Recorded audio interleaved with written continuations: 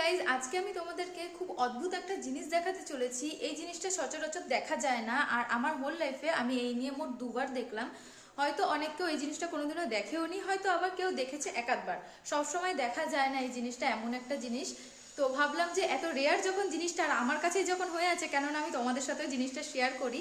চলো তোমাদেরকে দেখাই যে কি এমন অদ্ভুত জিনিস। এই দেখো, এইটা কি বলো তো? এইটা হলো অ্যালোভেরা গাছের ফুল।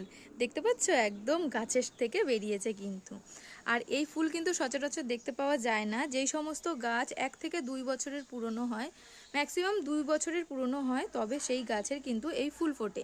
আমি প্রথমবার আমার দিদি বাড়িতে দেখেছিলাম, আর আজকে দেখো আমার গাছেও ফুটেছে।